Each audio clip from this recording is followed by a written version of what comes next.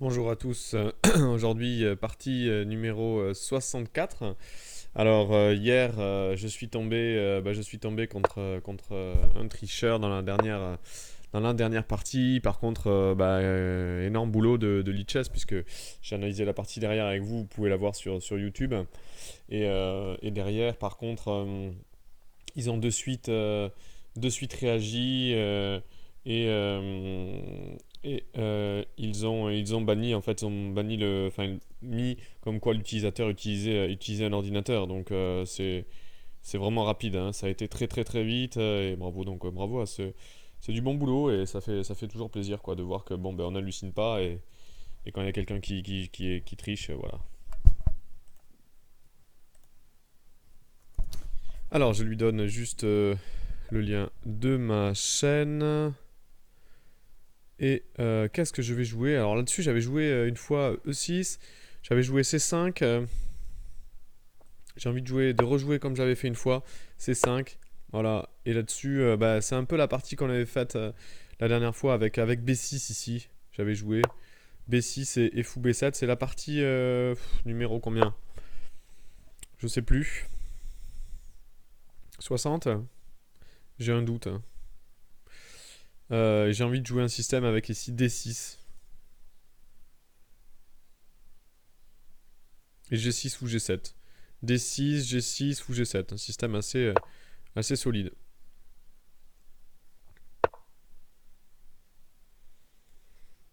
Voilà. Faut juste pas se faire planter des dames A4 ou dame B3. A priori, pour le moment, ça tient. Donc ici, fou B7.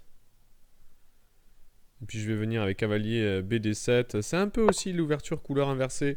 Système Pac-Man de la partie numéro, il n'y a pas longtemps, là, 2-3 parties, où les blancs ont fait ce système-là avec le double fianchetto. C'est très solide. G6 ou G7. C'est un système assez solide, donc bon, il a l'air de connaître son truc. Ok. Alors, est-ce que je joue maintenant mon cavalier plutôt en D7 ou plutôt en C6? Parce que là, j'ai le choix. Le problème, c'est que sur des coups comme ça, je peux me prendre D5, quoi. Et j'ai pas vraiment la case E5.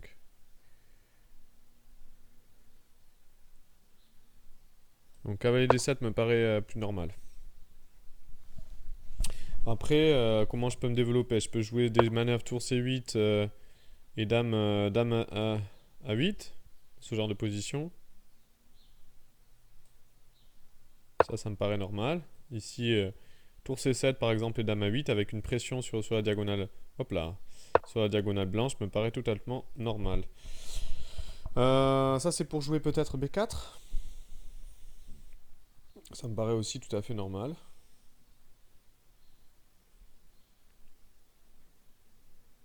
Bon, je vais continuer mon plan ici. Dame C7. C'est un système aussi Réti. Je sais que Réti, l'ouverture Réti avec B3 fou B2, vous pouvez voir des parties du début du siècle dernier. C'est hyper moderne, ce genre d'ouverture avec ce genre de manœuvre. La tour C7, dame A8. Je sais que Réti l'avait fait, je vous l'ai dit, dans les années 1910-1920. Donc c'est vraiment des ouvertures hyper modernes. Donc bon, pression ici sur le pion B4, mais bon, qui est quand même bien tenu. Donc je risque pas grand chose. Si peut-être me faire fixer par A5.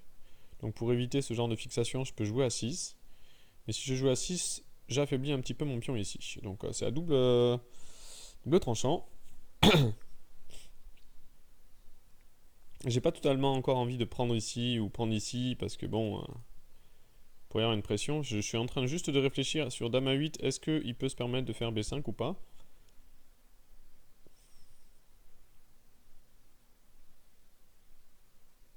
Est-ce que j'ai pas prise ici, prise ici, tour 8, tranquille, si je dois avoir ça.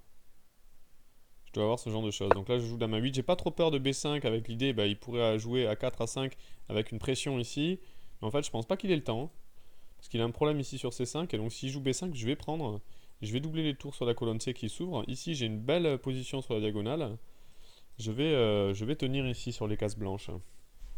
Donc, une position en double fianchetto vraiment intéressante. C'est pas évident, hein. Ok, dame B3. Dame B3, faut juste se méfier des coups comme ça parce que j'ai pas E6 à cause du pion D6 en prise par le fou si j'enlève ma tour.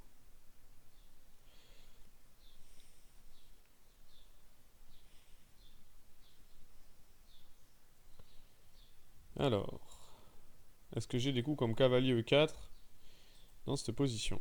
Ou est-ce qu'il faut que je double les tours et que j'oublie cavalier G5? Je suis pas sûr. Qu'est-ce qu'il veut faire? Fou C4. Je peux aussi jouer A6 B5. Je peux aussi jouer tour C8 et m'enlever du problème ici. Réfléchir, c'est pas évident.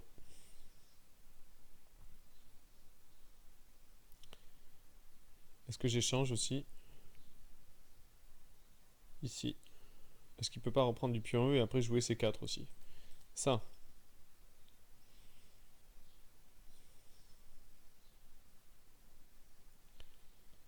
Je suis juste un petit peu soucieux avec des coups cavalier G5 là, qu'il faut que je fasse vraiment attention.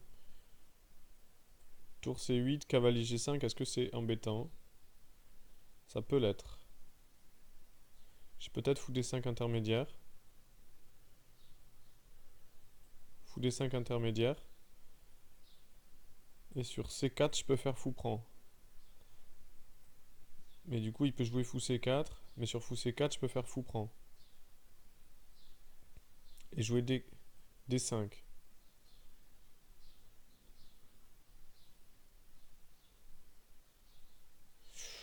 C'est un peu tendu quand même. Je peux aussi jouer cavalier D5 après. Et il y a E4.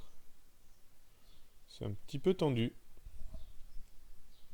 Je suis en train d'analyser cavalier G5. Fou là. Fou là. H6 peut-être. Ouais, j'ai H6. Ok, je joue tour FC8 avec l'idée donc cavalier G5, fou D5 et sur fou C4, je joue H6. Je risque rien. Ok, il joue C4 justement.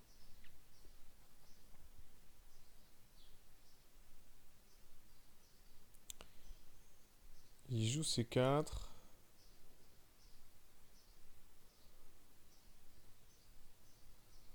Alors, il faut que je joue quand même assez actif dans cette position. Je peux pas m'endormir.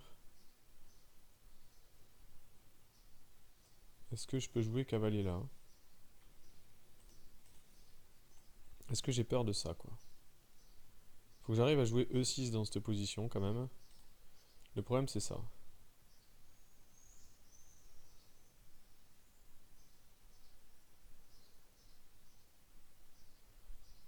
Le problème, c'est que si je me fais enfermer par D5, je vais rester moins bien.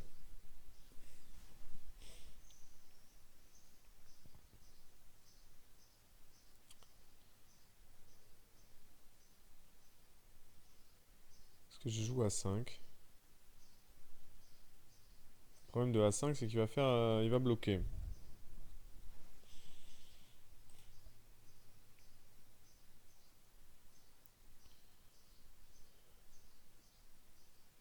Il peut même prendre et puis jouer D5. Et si je joue cavalier là, il peut jouer D5 aussi.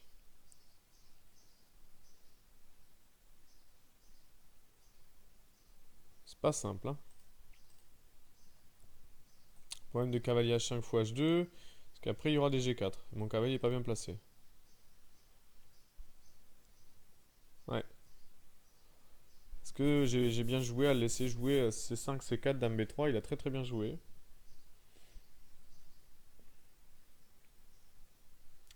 Stratégiquement, là, je peux m'en retrouver dominé.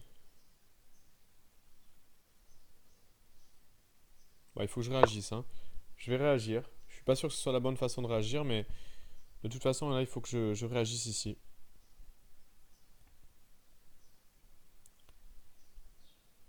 Avec cavalier E4, ici, fou prend au moins une tentative de réaction.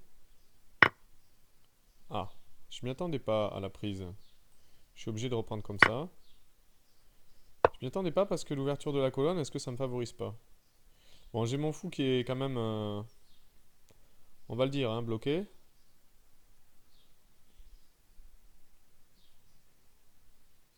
Je pense qu'il faut jouer tour B7 ici. Attaquant la reine. Il faut quand même qu'il fasse attention à mes deux fous. Bon, évidemment, son idée, c'est de m'enfermer le... Oula, mais ça, c'est bizarre, ça. Pourquoi il joue ça? Quel coup bizarre. Là, il jouait cavalier D2 au prochain coup, et là, il perd une pièce avec tour B2. C'est vraiment étonnant, sa façon de jouer. Il aurait joué cavalier, il aurait pas échangé, il aurait joué la manœuvre avec cavalier D2, il était complètement gagnant. Qu'est-ce qu'il m'a fait? Et là, il est complètement perdant. Il a la reine qui est bloquée, il a plus de cases. Alors là, je comprends pas pourquoi il joue aussi vite, quoi. L'adversaire qui joue en une minute, il joue parfaitement l'ouverture. Et là, ça y est, il se met à craquer en deux coups. Alors pareil, ou il a utilisé un ordinateur dans les premiers coups, il s'est retrouvé complètement gagnant et il débranche la machine. Ou alors je comprends rien. Là, je comprends rien. Là, par exemple, tour prend E2, la reine est enfermée. Je comprends rien. C'est n'importe quoi. Moi, je prends tout, hein. La reine n'a plus de cases. C'est du grand n'importe quoi.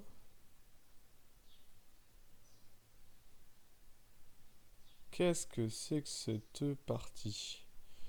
Je comprends rien.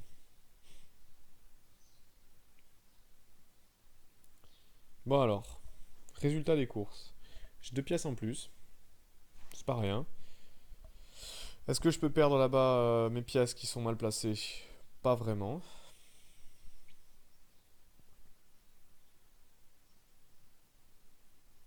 Non, je vais aller récupérer les pions là. Je vais aller récupérer les pions avec cavalier B6. Mon idée c'est de récupérer. Si j'arrive à faire tomber le pion D5, ma reine va se libérer avec des menaces sur le roc. Ça a l'air terrible. Donc là, mon idée va être simple, essayer de briser un petit peu cette chaîne de pions et puis comme ça, je pense que l'avantage va être décisif. Ok, c'était le seul coup où je peux me faire enfermer le fou, mais je vais provoquer des affaiblissements. Moi, je veux bien qu'il joue G4, hein. Je veux bien qu'il joue G4 dans cette position, moi ça me va. De toute façon, j'ai toujours fou D3, avec fou prend C4. Donc affaiblis-toi avec G4. Non mais c'est incroyable cette ouverture-là. Qu'est-ce que c'est que ces coups, quoi? Où il connaissait son système par cœur, il a répété tout, sans même réfléchir. Mais là, quand il a joué quand même A3, B4, ouais, c'est quand même très très fort. Donc là, il joue quand même fou G4, mais c'est incroyable comment il a joué super vite et super bien. Ah, ici, là. Ici, c'était incroyable cette manœuvre. Très très bien joué. A3, B4, Dame B3, c'est très très bien joué, hein. C4. Et là, je pense que là, il est super bien après D5. Il joue simplement D5, il se casse pas la tête dans cette position. Et pas prise ici. Ok, il menace ici à rien. Bon, bah, je vais simplement prendre.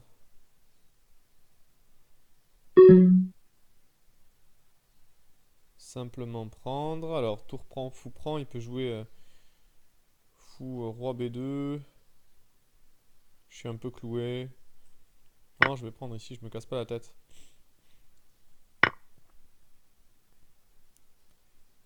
Je me casse pas la tête. Je vais prendre ici. Et si tour prend un 7, j'ai cavalier prend D5 avec double attaque sur le fou et la tour. Voilà. Ça c'est pas mal, ça me plaît. Ça me plaît bien. Ça me plaît bien. Mais voilà. La structure, comme je vous ai dit, de pion, elle a sauté. Maintenant ma reine, voilà, va se mettre en jeu et il abandonne. Incroyable quoi. Moi j'ai vraiment rien compris à cette partie quoi. Je l'avais déjà joué dans une fois.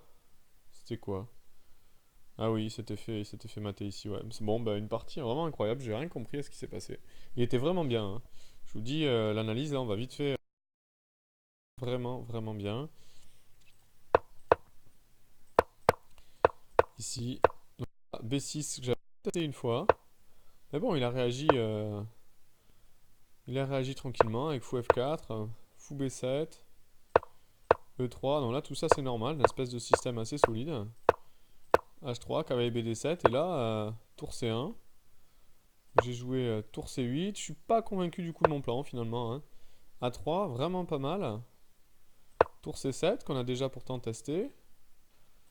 B4. Dame A8, donc ça c'est assez classique, on a déjà vu. Il interdit que c'est égal, mais je pense qu'après mon coup tour FC8, c'est plus égal du tout, hein. Tour FC8, c'est pas bon à cause de. Bon, pourtant, il donne aussi ça, mais il y a C4 quand même qui m'embêtait. Et là, là peut-être E5. Ah, j'ai pas du tout imaginé E5. Qu'est-ce que c'est que ce coup? C'est quoi l'idée de E5? Je comprends pas. Propose l'ordinateur. Déprendre, déprendre. Ah, bah oui, il y a le fou G2 qui saute là-bas. Je suis bête. Fou G3, et ici, on. Ici, qu'est-ce qu'on fait? Cavalier H5, A6, tour. Cavalier E8 peut-être? Ah oui, il dit que ça c'est égal comme position. Ouais, peut-être A5. Ok, ouais, j'ai pas vu E5, j'ai pas vu l'idée de E5, c'est vrai. Je l'ai oublié dans la partie. À mon avis, ce que j'ai fait, je passe en désavantage ici, cavalier E4. C'était pas si clair finalement. Je m'attendais à quelque chose de plus malsain. Cavalier prend E4, fou prend E4. Je suis sûr que pion prend. Ici, c'est pas bon, B prend C5, je crois pas du tout. C'est pas le coup de la position. Fallait pas ouvrir la colonne. Peut-être jouer fou B3, après B prend, B prend. D5 ne va pas. D5 ne va pas parce que ça ouvre toute la position ici à mon fou. Tour B7. Et la reine n'a pas de case. Et attention ici que les noirs peuvent prendre l'avantage parce que l'ouverture de la colonne me profite. Et donc ici dame D1 avec la menace cavalier D2. Et est-ce que je peux pas faire fou prend, tour CB8 doublé sur la colonne? Si, ça je pense que ça peut pas être mauvais pour moi, hein. Fou prend, je double sur la colonne et là je suis plutôt confortable dans cette position. Plutôt confortable. Ouais, ouais. Non, il a pas bien géré finalement cette ouverture de la colonne B. Et après son coup C4, je pense qu'il était bien, mais ça s'est vite retourné. Bon, bah écoutez, hein, finalement ça s'est bien passé. J'étais pas si serein que ça. Je vous dis du coup à une prochaine partie. Au revoir.